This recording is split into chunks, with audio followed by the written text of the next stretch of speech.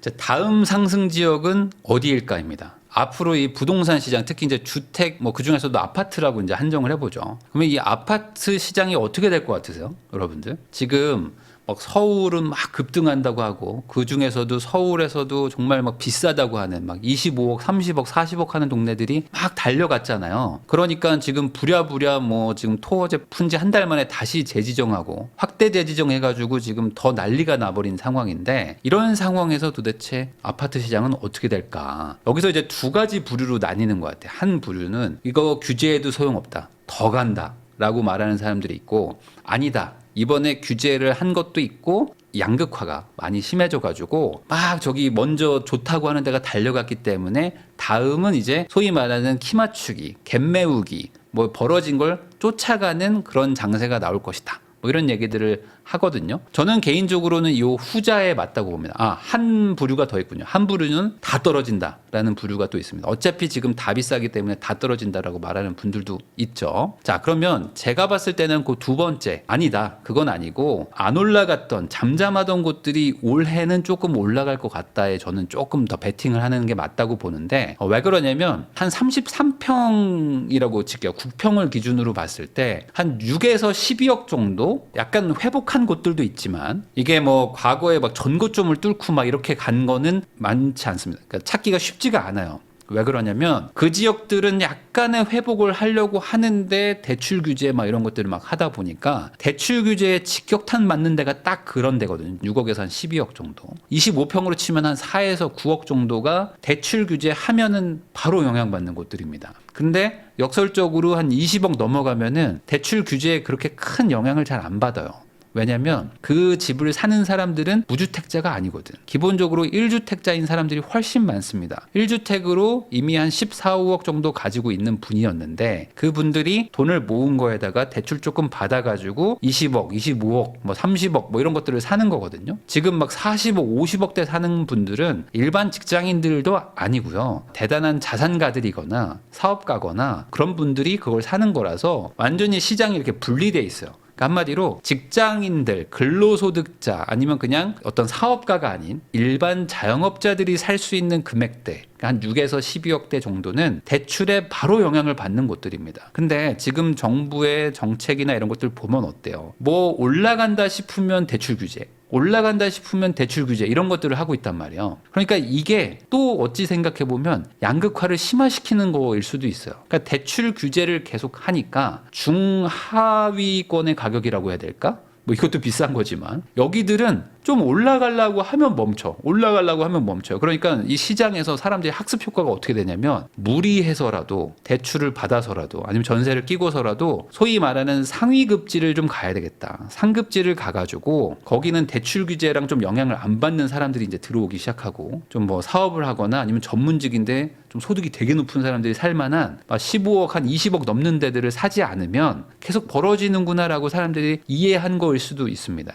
근데 이게 저는 조금 이제 시장이 이렇게 온 지가 좀 됐기 때문에 앞으로 특히 이제 올해부터는, 빠르면 뭐 올해 뭐 중반, 늦어도 뭐 올해 말 내년 초부터는 소위 말하는 중하위 지역들도 좀 상승할 거라고 봅니다. 왜냐면은 뭐 여러 가지가 있긴 한데, 가장 큰 거는 지금 이 규제가 쉽사리 바뀌긴 어려워요. 그러니까 무슨 소리냐면 다주택자 규제를 뭐 당장 푼다, 뭐 이런 것들은 제가 봤을 때 확률상으로 보면 한 20% 미만 아닐까요? 뭐 10%, 20%도 채 되지 않을 거라고 생각하는 분들이 많을 것 같습니다. 여러분들은 어떠세요? 지금 정부든 아니면 여야든 뭐가 됐든 이 정치권에서 서울도 다주택자 규제를 풀겠다, 지방 할 거 없이 다 풀겠다, 서울은 이제 취득세 다 중과 없앤다, 양도세 중과 다 없앤다, 지방은 양도세 중과 뭐 이런 게 아니라 양도세 면제시켜 줄 것이고 취득세도 인위적으로 깎아줄 것이다, 이런 정책을 여러분들 할 것 같으세요? 이렇게 할 확률이 올해 안에 몇 %일까요?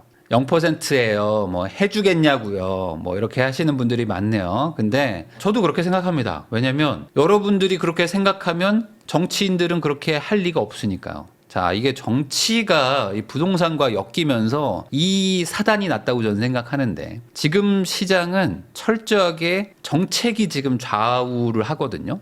왜냐면은 수요가 막 엄청난 게 아니에요. 왜냐면 지방에 완전 한번 확 빠지고 나서 지금 횡보하고 있으니까 지방 사람들은 집 산다는 거에 대한 생각이 별로 없단 말이에요. 그리고 지방에 유지, 뭐 돈 많은 사람들이나 서울에 뭘 살까 말까 하지 평범한 사람들은 기본적으로 지방과 서울의 자산 격차가 최근 한 10년간 많이 벌어졌기 때문에 지방에 일반적으로 그냥 살고 있는 평범한 시민들은요, 지방집을 팔아가지고 서울을 산다는 엄두가 안 납니다. 뭐 경기도에 뭐 하나 산다고 엄두가 잘 안 나요. 그러니까 지방에 좀 괜찮은 집 사는 것도 지방 분들은 좀 부담되는데 그거보다 한 1.7배에서 한 3배 정도 돈을 더 줘야지 살 수 있는 서울 수도권에 괜찮은, 그것도 서울 수도권에서 별 볼 일 없다고 말하는 지역 아닌 거 사는 거는 쉽지 않단 말이죠. 전 인구의 한 절반 정도는 매수세가 별로 없어요. 그리고 조금 돈이 있는 분들도 결국에 똘똘한 한 채 사라고 하니까 하나를 살라고 하는데 이것도 지금 한 몇 년간 샀단 말이죠.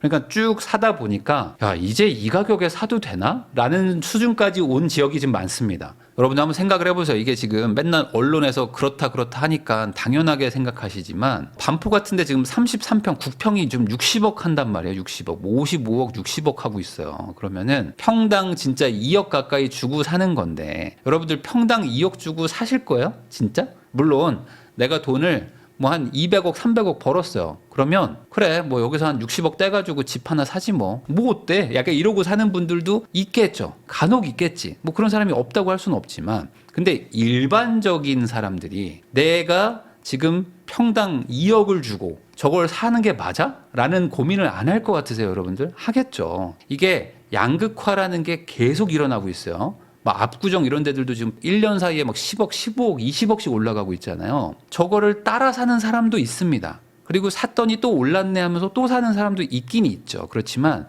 이게 한계가 분명히 있다는 거예요. 한계는 있을 수밖에 없어요. 계속 올라갈 수는 없어요. 이 기울기로 계속 가면은 내년 되면 뭐 70억, 내후년 되면 80억, 90억 갈까요? 평당 3억까지 갈 수 있을까요? 임계점이라는 건 분명히 있고요. 그 임계점에 도달하는 순간 어떤 일이 일어나냐면 두 가지 일이 일어납니다. 올라갔던 게 빠지든지 밑에 있던 애들이 올라오든지 둘 중에 하나의 일이 일어날 거예요. 이게 지금 정책적으로 일어나고 있는 행위이기 때문에 정부가 법으로 제도로 다 한 채만 사라고 하고 있으니까 저렇게 가고 있는 건데 한 채만 사는 것도 한계가 오면 야 이건 아닌 것 같다 라고 생각하면서 야 저거를 평당 2억 주고 살 거면 옆에 바로 옆에 5분만 걸어가면 평당 1억 4천인데 저거 사지 뭐 하면서 절로 간단 말이에요. 차로 10분만 가면은 야 평당 1억도 안 하는데 절로 가지. 이런 일들이 일어나게 됩니다. 그러면 그게 소위 말하는 키 맞추기나 이런 일들이 일어나겠죠. 근데 이게 지방으로 가는 게 참 힘든 거예요. 지금 지방으로 가기가 힘들다. 많이 가봐야 서울 아니면 경기도의 핵심 지역 정도로밖에 못 갈 것 같아요. 그래서 다음 지역은 제가 아까 말한 대로 한 6에서 12억 정도? 그 정도 대의 가격대가 서울 수도권에 좀 이렇게 분포가 되어 있잖아요. 여기들이 지금 별로 움직임이 많지 않은데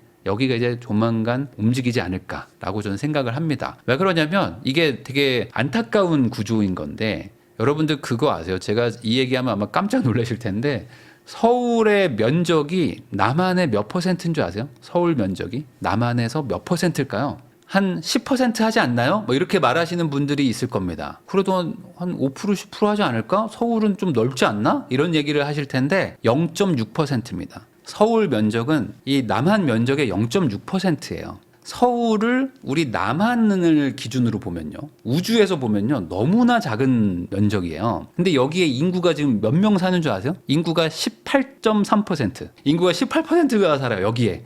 이 0.6%에 인구의 20%가 모여 살아요. 자, 그러면 경기도는요? 경기도가 엄청 넓을 거라고 생각하시잖아요. 경기도가 한 10% 정도밖에 안 됩니다. 경기도가 10%인데 여기에 인구가 한 20 몇 프로 살아요. 한 5, 6% 살겠죠. 1300, 1400 정도 되니까. 그러니까 여기에 한 4분의 1 정도 삽니다. 인천 면적이 한 1% 정도 돼요. 인천이 서울보다 좀 크거든요. 인천이 1% 조금 넘는데 여기에 지금 또 한 인구로 한 5, 6% 정도 사는 거죠. 그러니까 수도권에만 지금 인구가 50%가 사는데 실제 수도권 면적은 남한에서 기준을 보면 한 11.8%, 12% 정도밖에 되지 않는다. 자, 그래서 야, 12% 되는 면적 안에 인구의 절반이 사네? 라고 생각하시니까 많이 산다라고 생각하시는데 정확하게 얘기하면요. 그 인구의 거의 30%에 가까운 인구는 0.6%인 서울에 삽니다. 그러니까 그러니까 서울 땅값이 왜 그렇게 비싼 거야라고 여러분들이 잘 이해가 안 된다면은 0.6% 면적의 인구의 18.3%가 모여 산다는 개념만 잡으시면 돼요. 야, 서울이 어마어마하게 인구 밀집도가 높구나. 근데 그 중에서도 우리는 뭐라 그래요? 빌라 빼. 자, 그리고 서울 외곽지 빼. 노도관 금강구 빼. 뭐 이런 얘기를 막 하시잖아요. 거기 어떻게 삽니까? 이런 얘기 하는 사람들이 이 시청자들 중에 한 3분의 1 정도 됩니다. 그 말은 뭐예요?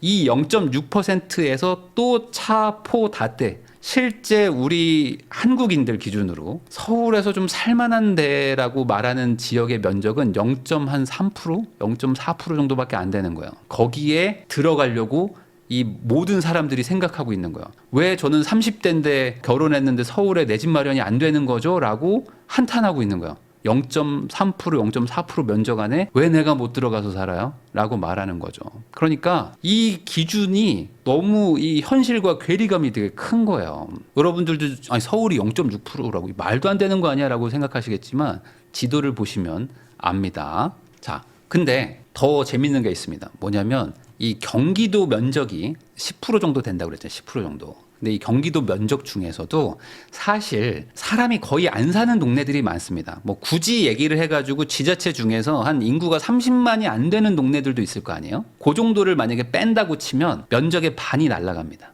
그러니까 무슨 소리냐? 경기도도 인구 밀집 지역이 많아요. 안 사는 동네들도 엄청 많은 거고 사람이 모여 사는 동네도 많은 거죠. 그 인구가 30만이 채 안 되는 지역들의 인구를 합치면 한 300만 정도 되거든요. 300만. 근데 면적이 50%입니다. 경기도가 1,300만, 1,400만 정도 살아요. 여기서 300만 명 딱 빼. 경기도 면적의 절반에 인구가 1,000만 명이 살고요. 나머지 경기도 면적 절반에 300만 명 정도 살아요. 경기도도 같은 경기도가 아니에요. 아주 인구 밀도가 낮은 지자체들 면적들 싹 빼고 나면요. 실제로 경기도 안에서도 좀 살만한데 우리가 좀 살기 괜찮은데 라고 말하는 지역은 급감한다. 자, 그래서 실제 이 수도권 전체로 봤을 때 한 면적으로 치면 아까 말했듯이 한 11%라고 했잖아요. 11% 중에서 우리가 굳이 저긴 안 살 건데요 라는 데를 쭉쭉쭉쭉 빼고 나면요. 5, 6% 정도? 인구가 5, 6%에 거의 모여 살아요.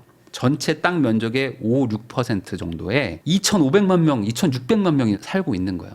사람도 바글바글한데 이 소위 말하는 투자성이 좀 있는 지역 이런 게 거의 없다고 보시면 돼요. 그리고 그 곳들은 이미 나보다 나이가 많은 인생 선배님들이 수십 년간 고생해가지고 모은 돈 가지고 이미 거기를 소유를 하고 거주를 하고 계시단 말이에요. 우리 부모님 세대나 삼촌, 할머니가 거기서 살고 있어 이미. 이 젊은 세대 입장에서는 저기를 뚫고 들어가는 게 어렵단 말이에요. 너무 작은 면적에 투자성이 좋다고 말하는 것들이 모여 있으니까. 자, 그러면 이 상황에서 이게 어떻게 해결이 될까? 사실 제일 좋은 거는 지방으로 막 인구가 분산되고 막 회사들이 막 분산되고 하면 좋은데 여러분들도 한번 생각해 보세요. 내가 지금 회사 대표면 여러분들이 서울에서 회사를 운영하다가 갑자기 천안이나 갑자기 뭐 대전이나 갑자기 대구로 회사를 옮길 수가 있나요? 이거 쉽지 않거든요. 왜냐하면 우선 직원들을 또 가서 또 새로 뽑아야 되는 것도 있지만 가서 내가 원하는 수준의 경쟁력을 얻기가 쉽지 않을 수도 있어요. 왜? 내가 관련된 업계 사람들, 이 내 관련된 회사들은 다 서울 뭐 이쪽에 있거든. 실제 인구도 다 그 5, 6% 안에 다 모여 사는데 지방 가가지고 인재를 찾는다는 게 쉽지 않거든요. 90% 면적에 2,600만 명, 2,700만 명이 삽니다. 그러니까 내가 지방으로 가는 순간 구인난에 시달리게 되는 거죠. 왜냐하면 내가 간 지역 그 바운더리 안에는 사람이 많이 살지 않거든요. 근데 서울이나 뭐 하다못해 뭐 분당에만 회사를 만들어 놔도 요 얼마 되지 않는 면적 안에 한 1,000만 명, 한 2,000만 명 살고 있으니 이 중에서 괜찮은 친구 뽑는 건 어렵지 않단 말이죠. 근데 지방에서 뽑으려니까 저는 뭐 출퇴근이 안 돼가지고요. 저는 뭐 좀 기숙사 주시면 뭐 고민해 볼게요. 뭐 이런 친구들이 많겠죠. 인구 밀도가 적으니까. 그러니까 내려갈 수도 없어요. 자, 거기다 더 문제가 뭐냐면 이게 이제 정치랑 좀 이어지는 건데 지방은 서울보다 경기보다 훨씬 더 정치색이 좀 강하잖아요. 그러다 보니까 지방에 있는 정치인들이 지방의 의견을 대변을 잘 못하는 것 같아. 왜 그러냐? 90% 면적의 인구가 2,500만이 살고 있으니 실제로는 지역의 어떤 다양성이 엄청 많잖아요. 이 서울이나 이런 데들은 아주 좁은 공간에 막 수십만 명, 수백만 명이 모여 사니까 의견 통일이 막 잘 돼. 그래서 이런 거 있잖아요. 뭐 우리 동네에 뭐 하나 들어온다 그러면 갑자기 모여가지고 막 시위하고 막 이런 게 되는데, 지방은 그런 것도 좀 약하고, 그리고 지방은 또 무슨 당을 밀어주고 이런 것들도 더 강하기 때문에 잘 안 들어. 지방의 그 의견을 국회의원들이 바로바로 대응을 잘 못한다고 저는 생각합니다. 자, 그러다 보니까 이 지방에 있는 어떤 사람들이 의견도 또 취합이 잘 안 되고, 그게 이 어떤 정책의 반영도 잘 안 되는 이런 악순환이 지금 빠져 있다고 저는 생각하는데, 이게 여러분들은 해결이 될 거라고 생각하세요? 저는 이거 쉽지 않다고 봅니다. 왜 그러냐면 이런 예를 한번 들어볼게요. 국회의원들 중에 이 지역구 의원들이 한 250명 정도 되거든요. 250명 중에 서울 국회의원이 몇 명인 줄 아세요? 서울 국회의원? 서울에 지역구를 둔 국회의원이 한 50명 정도 됩니다. 경기도에 지역구를 둔 국회의원이 한 60명 정도 될 거예요. 그러니까 이 사람들만, 거기다가 이제 인천까지 합치면요, 인천도 한 10명 정도 될 겁니다. 요거 합치면 벌써 120명 정도 되는 거죠. 그러니까 250명 중에 120명. 이미 국회의원들 중에 절반은 서울, 경기도 편이야. 서울, 경기도 편입니다. 자, 그리고 비례로 뽑히는 비례대표들 있잖아요. 비례대표들도 지방으로 가려고 하는 사람들도 있겠지만 당연히 서울, 경기 쪽에 자리가 많으니까 이쪽을 더 신경 쓸 수밖에 없는 거 아니겠습니까? 그리고 그분들도 그런 데 많이 사시고, 국회의원들의 한 절반 이상은 수도권 위주의 정책을 쓸 수밖에 없는 거예요. 왜냐하면 자기 자리가 보존을 해야 되니까. 언론에서도 맨날 서울 집값 얘기 나오고 맨날 반포 집값 얘기 나오고 하는데, 뭐 부산에도 지금 뭐 30억, 40억 아파트들 있거든요. 평수가 좀 넓어서 그렇지. 근데 그거 가지고 뭐라고 하는 사람 하나도 없잖아요. 근데 서울의 아파트가 30억 넘으면 나라가 망한다라고 하고 있단 말이에요. 모든 국민들, 그리고 정확하게는 뭐 언론이든 여론이든 뭐든 다 똘똘 뭉쳐가지고 이야기를 내고 뭐 목소리를 내고 뭔가 정책을 바꾸려고 하는 사람들은 다 서울 수도권에 모여 있기 때문에, 지방은 너무 흩뿌려져서 분산돼 있고 뭐 아무래도 고령자들도 훨씬 많고 하니까 지방의 목소리를 대변하는 정책이 나오기가 참 힘들다. 그리고 반대로 얘기하면은 서울은 아주 오히려 약간 과할 정도로 민감하게 정책이 대응하는 거죠.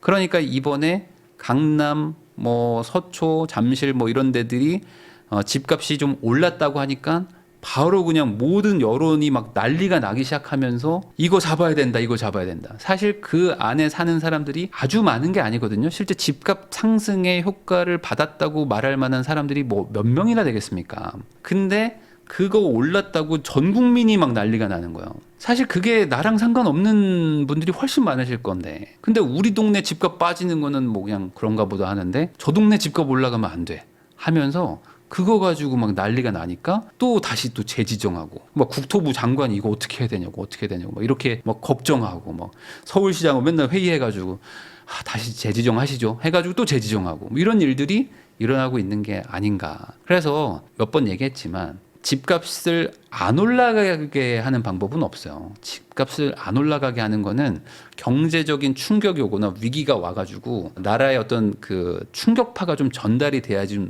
덜 올라갑니다. 아니면 빠져요. 집값은 좀 덜 올라가게 하는 방법밖에 없죠. 덜 올라가게 하는 방법은 뭐냐? 공급을 최대한 늘려가지고 이 집주인이 집값을 올리려고 할 때 그럼 저쪽으로 갈게요 라고 하는 대안을 제시해 주거나, 아니면은 인구를 분산시키거나, 아니면 다 안 되면 돈이라도 분산시키는 방법밖에는 없다. 저는 그렇게 생각합니다. 제일 좋은 거는 인구를 분산시키면 되는데 인구 분산이 안 되잖아요. 지금 이 구조에서 그래 인구 분산해야지, 근데 나는 못 가니까 니네가 가라 라고 하고 계신 거 아니에요, 여러분들도? 이 상황에서 인구 분산이 현실적으로 안 된다면은 뭐 공급이라도 많이 늘려줘야 되는데, 그러면 또 이제 아까 말한 대로 지방은 지금 죽겠다 하고 있는데 서울만 그럼 계속 공급하면 되냐. 그리고 서울은 서울대로 인구가 계속 늘어나는데, 공급하면 무조건 인구가 늘어나거든요. 인구가 늘어나면 또 교통 문제 생기고, 그럼 여기 인프라 깔아달라고 하면서 또 세금으로 또 이제 교통 인프라만 깐단 말이죠. 그러면 지방은 계속 소외되고, 그러니까 지방이 소외되니까 사람들이 더 지방을 떠나서 서울로 오고, 이 악순환이 계속된단 말이에요. 그러니까 인구 분산도 어려우면 그나마 이 상황을 조금이라도 좀 덜 악화시키는 방법은 돈을 분산시키는 방법밖에 없다. 그래서 다주택자 규제를 풀으라고 하는 거예요. 근데 이렇게 얘기를 해도 이해도에 따라서는 이거를 다주택 규제를 풀어봐야 서울 집값 안 떨어집니다라고 해석하는 사람들이 있더라고요. 다주택 규제를 풀면 서울 집값이 빠진다는 아니고요. 서울 집값이 지금처럼 막 과도하게 특정 지역들이 막 달려나가는 현상을 완화시킬 수 있다. 완화시키는 거지 이게 막 다시 뭐 꼬꾸라지게 하고 하는 방법은 그거는 쉽지가 않습니다. 이미 사람들은 한번 올라갔고 그리고 이 올라간 거에 대한 학습 효과도 이미 강하게 가지고 있고 더 문제는 뭐냐면 지금 그런 집들을 산 소위 말하는 지금 똘똘한 한 채들을 사는 사람들이 경제적으로 되게 약자거나 아니면 뭐 과거처럼 무슨 뭐 소위 말하는 영끌을 하는 상황이 아니라는 거예요. 그래서 지금은 유일하게 가장 직효할 수 있는 방법은 대출 규제와 지금처럼 거래 중단밖에 없습니다. 가장 당장 할 수 있는 방법은 그러니까 거래를 못하게 하고 대출을 막아버리고 뭐 이렇게 하고 그다음에 이제 실거주를 강제해가지고 갭 투자를 못하게 하고 하면은 어떻게든 잡을 수는 있어요. 단기적으로는. 근데 문제 해결은 안 돼요. 약간 지연됐다가 다시 또 튀거든요. 그럼 그때 가서 더 강한 거 할 거예요? 그걸 과거 4년, 5년간 해가지고 이 모양 된 거 아닙니까? 그리고 이 부동산 정책 실패에 대해서는 모든 국민이 학습을 했는데도 불구하고 그걸 또 응원하는 분들이 있더라고. 또 때려잡아야 된다고 하는 분들이 있는데 또 때려잡잖아요. 그러면은 한계치까지 올라간 다음에 풍선 효과로 옆으로 불어나는 방법밖에 없어요. 그러면 다시 또 시즌2 시작되는 거라서 이거는 돈을 분산시키는 방법밖에 없어요. 제가 봤을 땐 그렇습니다. 그러면 지금은 다주택 규제 푸는 건데 지방만 풀어줄까요가 지금 얘기가 나왔어요. 지방은 좀 풀어줄 건데 서울 경기도는 못 풀 것 같아요까지는 지금 왔거든요. 여러분들 이렇게 하면은 지방으로 가실 거예요? 지방은 조금 규제를 풀어줄 건데 대신에 서울은 뭐 경기도는 다주택 규제 계속 할 거야 뭐 중과할 거야 하면은 할까요? 안 가죠. 누가 갑니까? 기본적으로 이 규제라는 거는 풀어놓고 다주택 규제를 풀어놔야 서울 수도권 경기 쪽으로도 사람들이 좀 갑니다. 똘똘한 한 채가 서울에 많잖아요. 경기도라도 좀 사람들이 좀 빠져나가주면 그 똘똘한 한 채를 살려고 했던 사람들도 잠깐만 수원이 저렇게 올라가네 뭐 용인도 좀 올라가네 그러면은 굳이 이거를 막 60억 주고 살 게 아니라 어차피 다주택 규제도 없는데 용인에 뭐 두 채 살까? 뭐 이런 사람들이 이제 슬슬 나오겠죠. 그거를 왜 투기 조장하냐라고 생각하시는데 그게 아니라 그렇게 돈을 분산을 시키면 그 여파가 이제 파도처럼 다른 지역들로 가기 시작하고 그러면 지방으로 가는 사람들도 있고 이렇게 나오면서 전반적으로 규제를 풀고 일부 지역에 혜택을 주는 식으로 가면서 돈을 이렇게 물기를 절로 트는 거죠. 그렇게 해야지 저는 이 시장이 좀 어느 정도 잡힐 거라고 봅니다. 잡힌다는 게 빠진다는 게 아니라 지금의 이 미친 상승장을 좀 막으려고 한다는 거죠. 뭐 규제를 풀자마자 3억이 올랐다. 뭐 어디는 뭐 규제를 풀지도 않았는데 6억이 올랐다. 뭐 이러고 있잖아요, 지금. 여러분들 이거 엄청 되게 심한 거잖아요. 뭐 1년 만에 특정 아파트들이 막 9억, 10억이 올라가는 건 심한 거잖아요. 근데 이거를 다들 당연하게 생각하고 있는 게 반대로 생각하면은 좀 전 이상해요. 이상하고 이거는 항상 말하지만 자기 지역구 의원이든 누구한테 지금 강력하게 얘기를 하셔야 된다. 이 다주택 규제부터 풀어라. 그래서 저기 서울의 똘똘한 한 채들이 막 계속 5억, 10억 올라가는 것부터 우선 풀고 그걸 잡고 그렇게 올라가는 상승세를 우선 눌러야 됩니다. 다주택 규제를 풀면 어느 정도 그게 좀 잡힐 거예요. 그러면서 다른 지역에 상승세가 오겠죠, 당연히. 이거는 어쩔 수 없는 거예요. 다른 지역들이 상승세가 좀 와야 지방으로도 갑니다. 그러면 지방으로도 가면 그때 가서 일부 지역은 약간 튀겠지만 전반적으로는 그러면 이제 지방도 좀 살아나네? 라는 생각에 돈이 좀 이제 절로 막 이동을 하겠죠.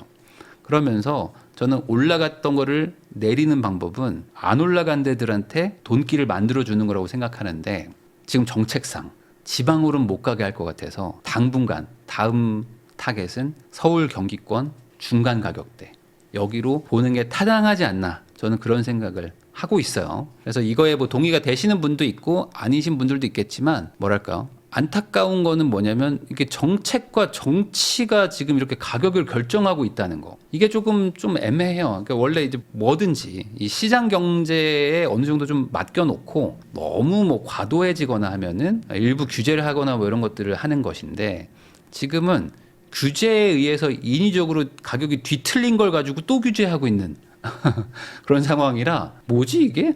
라는 생각을 많이 합니다. 근데 이거를 국민들이 원하고 있는 걸로 보이니 참 답답할 뿐입니다.